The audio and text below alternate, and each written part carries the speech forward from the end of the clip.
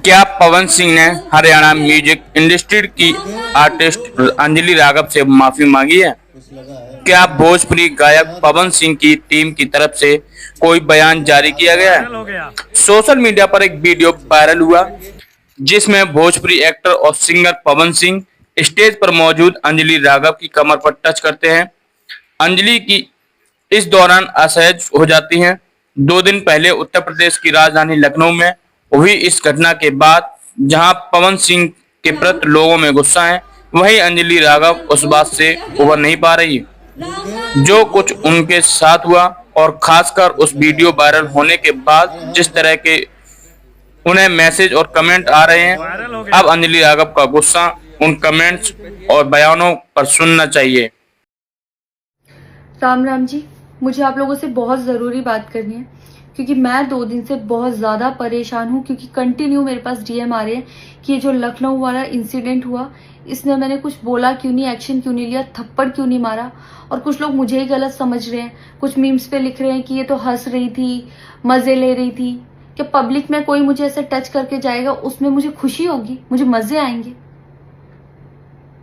सारी बात ये थी कि जब इनका सॉन्ग के लिए मेरे पास कॉल आया तो मैंने सारी चीज़ें क्लियर कर ली थी कि इसमें ऐसा वैसा कॉस्ट्यूम तो नहीं है, कोई डबल मीनिंग लाइन तो नहीं है, और इसमें ऐसा वैसा सीन तो नहीं है। और मैं शूट पर गई, शूट पे सब कुछ नॉर्मल था, मुझे कोई प्रॉब्लम नहीं हुई।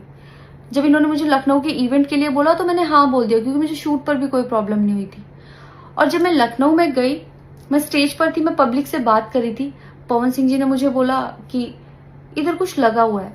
उससे थोड़ी देर पहले ही मेरी ड्रेस वो न्यू थी, साड़ी में नीचे टैग लगा रह गया था, तो मेरे दिमाग में आया कि शायद ब्लाउज का भी टैग लटक रहा होगा।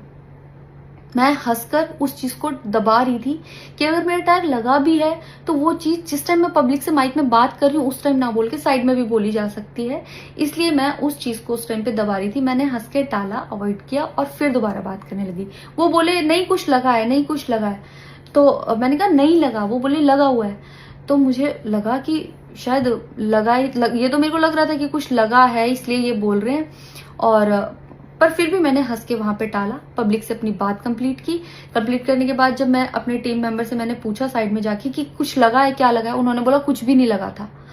जब मैंने देखा मेरे सच में कुछ नहीं लगा था, तब मुझे बहुत ज्यादा बुरा लगा, गुस्सा आया और रोना भी आया। लेकिन मुझे ये नहीं समझ आया कि मैं अब क्या करूं यहाँ पर, क्योंकि जहां मैं गई थी लखनऊ में, पवन सिंह जी खुद भी वहीं के रहने वाले हैं, उसी जगह पर इवेंट था। जितना वो क्राउड था वो सारा उनका फैन बेस था। उनको भगवान बोल रहे थे और भक्त बोल बोल के उनके पैरों में गिर रहे थे। वो उनका फैन बेस था, क्राउड था। तो मुझे समझ नहीं आया कि मैं क्या करूं। अगर मैं कुछ भी बोलती तो क्या वो लोग मुझे सपोर्ट करते? मेरे साथ कुल 3-4 बंदे यहाँ से गए थे, तो वहां जितना क्राउड था क्या वो लोग मेरा साथ देता? मैंने सोचा मैं बैक स्टेज जाके बात करूंगी।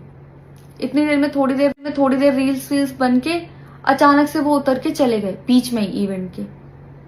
थोड़ी देर मैंने रील बनाई, अनाउंस ये किया गया कि अभी इवेंट दोबारा स्टार्ट होगा। डिनर के लिए अनाउंस कर दिया गया, मैं भी उतर के चली गई और इवेंट वहां पे खत्म हो चुका था। अनाउंस किया गया था सिर्फ कि दोबारा होगा। नेक्स्ट जब मैं घर आई तो मैंने देखा ये बहुत बड़ा मैटर बन चुका था। मैंने उन लोगों से कांटेक्ट करने की कोशिश की, किसी ने मेरा फोन पिक नहीं किया, ना ही उन लोगों ने फोन करके मुझसे हालचाल पूछा कि परेशान हो या कुछ भी, नहीं, कोई हालचाल नहीं लिया। मैं पोस्ट करना चाहती थी, जो लोग लिख रहे थे कि मजे आए या हंस रही है, मैं रिप्लाई में पोस्ट करना चाहती थी। मेरे को किसी का कॉल आया था कि पवन सिंह की पीआर टीम बहुत स्ट्रांग है और कुछ भी ऐसा वैसा मत लिखना और ना पोस्ट करना, क्योंकि वो लोग अगर कुछ लिखेंगे ना बहुत कुछ उल्टा लिख देंगे तुम्हारे लिए और बहुत कुछ कहेंगे और बहुत बड़ा मैटर बन जाएगा। अभी जितना परेशान हो उससे ज्यादा परेशान हो जाओगी, तो छोड़ो। मैंने ये सोच के इस चीज को अवॉइड किया। मुझे लगा 1-2 दिन में मैटर थोड़ा ठंडा हो जाएगा, कोई बात नहीं। मैंने कहा पर्सनली कभी बात करूंगी इस बारे में इनसे, लेकिन बढ़ता जा रहा है। ऊपर से ना उनकी तरफ से कोई रिप्लाई मिला, और मुझे नहीं पता कि ऐसे में मुझे क्या करना चाहिए था और क्या करना चाहिए। आप लोग मुझे बताओ, मुझे इससे में क्या करना चाहिए।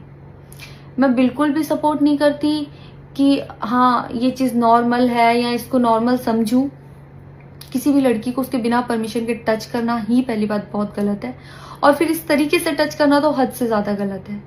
यही सेम चीज़ अगर हरियाणा में हुई होती ना तो मुझे जवाब देने की ज़रूरत नहीं पड़ती, यहाँ की पब्लिक अपने आप जवाब दे देती, यहाँ की ऑडियंस फुल सपोर्ट करती और जवाब देती। लेकिन मैं उनकी जगह पर थी, वो यहाँ पे नहीं थे। इससे मुझे ये लेसन मिला है कि मैं भोजपुरी इंडस्ट्री में अब काम नहीं करूँगी। आर्टिस्ट हूँ तो नई नई चीज़ें ट्राई करने का मन करता है कि ये भी ट्राई करूँ, ये भी ट्राई करूँ, ये भी ट्राई करूँ। कुछ भी अलग सा आता है तो करने का मन करता है कि कुछ अलग होगा, कुछ नया ट्राई करती हूँ। और वो भी पवन सिंह जैसे सीनियर आर्टिस्ट के साथ कोलैबोरेशन थी तो हुआ कि हाँ कर लेती हूँ। होता है, अगर वो भी नहीं होते तब भी अगर कोई मेरे पास मराठी का भी प्रोजेक्ट आता तो मैं सोचती कि हाँ कुछ चेंज होगा, कुछ नया सीखने को मिलेगा, ट्राई करती हूँ। पर ये भोजपुरी में काम करने के मेरे साइड इफेक्ट थे जो मेरे साथ हुए। मैं अपने परिवार में, अपने हरियाणा में खुश हूँ। मुझे नहीं करना काम भोजपुरी में। पर आप लोग मुझे ज़रूर बताना कि इस सिचुएशन में अगर आप होते और आप वहाँ पर होते तो आप उस टाइम पर क्या करते और मेरी गलती कहाँ है। जय श्री राम।